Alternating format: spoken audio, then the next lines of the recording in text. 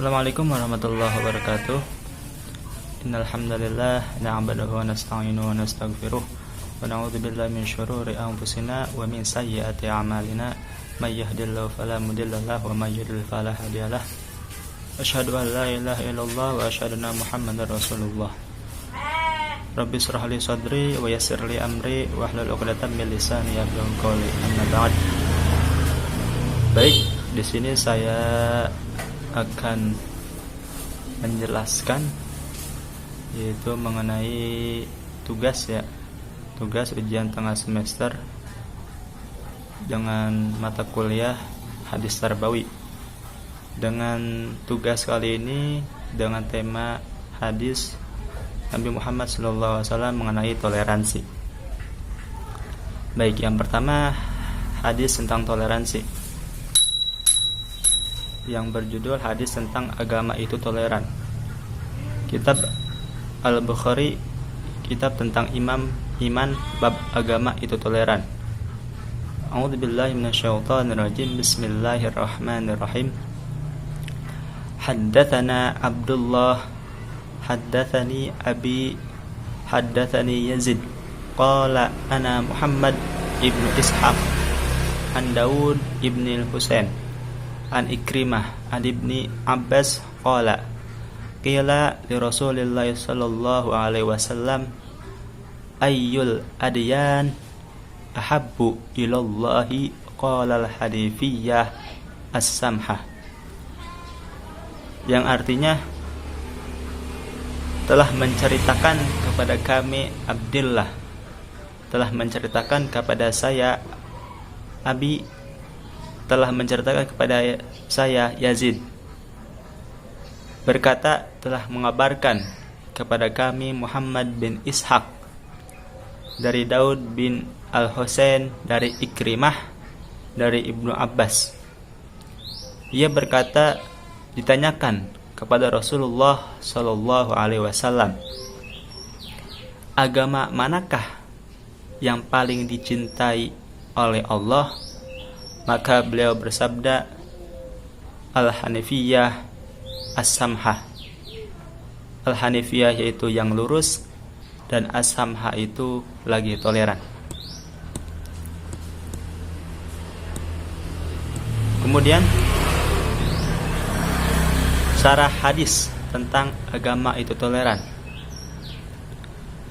Agama toleran atau ad-din as-samhah ini dapat diartikan sebagai agama yang memberikan kemudahan kepada manusia dalam mengarungi kehidupan di dunia ini.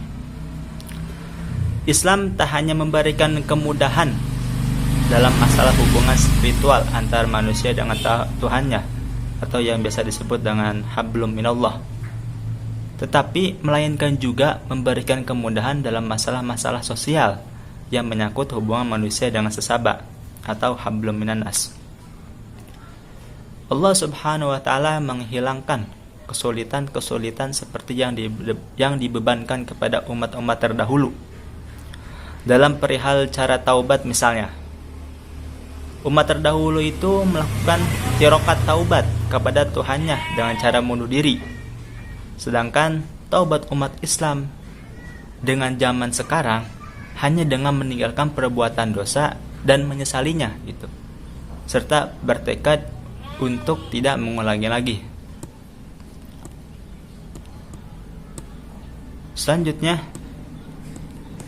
adapun pengertian agama yang paling disukai, menurut Ibnu Hajar al-Asqalani memberikan penjelasan bahwa yang dimaksud ialah karakter agamanya, karena seluruh karakter agama pada dasarnya yaitu disukai.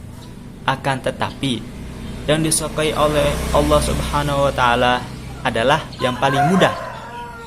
Nah, hal ini diperkuat oleh Ibnu Hajar melalui hadis Ahmad dengan sanad yang sahih dari seorang badui. Tidak disebutkan namanya, bahwa ia mendengar Rasulullah SAW bersabda, yang paling baik dari agamamu adalah yang paling mudah. Nah, sementara juga menukar bahwa Ibnu Hajar menjelaskan tentang hadis di atas. Menurutnya, agama yang paling disenangi Allah adalah agama yang lurus. Yang dimaksud agama di sini seluruh syariat pada masa lalu sebelum mengalami perubahan dan penghapusan. Al-Hanifiyah merupakan sebutan bagi agama yang dibawa oleh Nabi Ibrahim alaihissalam. Sedangkan Al-Hanif adalah orang yang memeluk agama Nabi Ibrahim. Nabi Ibrahim dijuluki dengan Al-Hanif, yang artinya orang yang lurus. Karena kecenderungannya pada kebenaran, sebuah asal kata Hanafa, ha dan ha, nun dan fa itu yang artinya cenderung. Kemudian ada kata asamhah. Adapun kata asamhah ini memiliki arti mudah. Maksudnya ialah agama Islam didasarkan atas kemudahan. Hal tersebut juga terafirmasi dalam firman Allah Subhanahu wa taala dalam Quran surah Al-Hajj ayat 48 yang artinya menurut Quran surah Al-Hajj ayat 78 yang artinya yaitu dia sekali-kali tidak menjadikan untukmu dalam agama sesuatu kesempitan, atau ikutilah agama orang tua Ibrahim. Kemudian adapun orang-orang yang menyusahkan dirinya sendiri dalam beragama, semacam tidak mematuhi perintah Allah, mencemaskan orang lain yang berbeda agama untuk masuk ke agama Islam dengan cara memaksa, maka hal demikian akan membuatnya rumit untuk melaksanakannya dengan sempurna.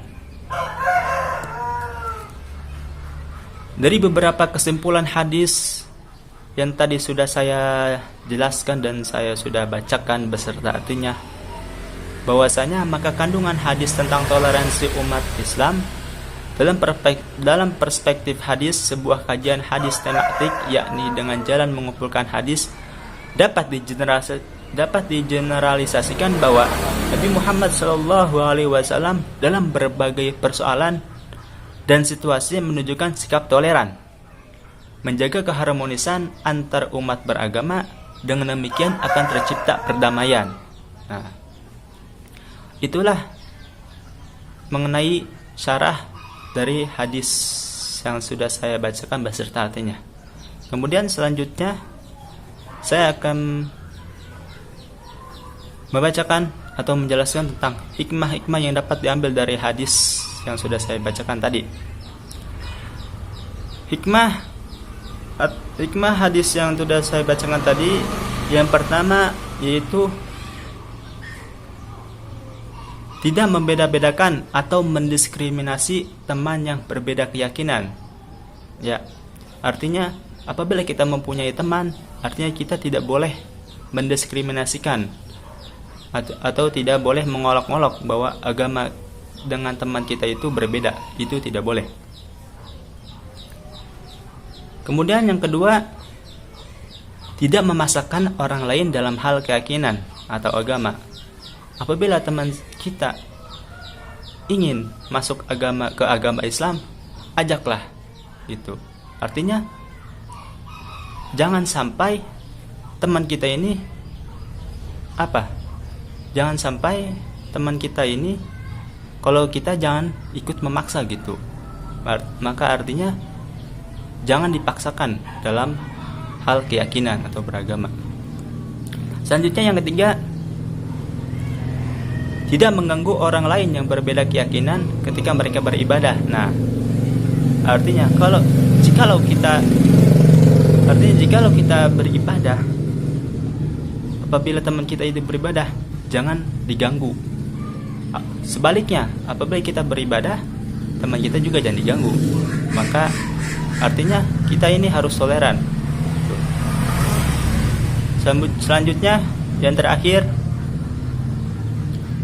tetap bergaul dan bersikap baik dengan orang yang berbeda keyakinan dalam hal duniawi.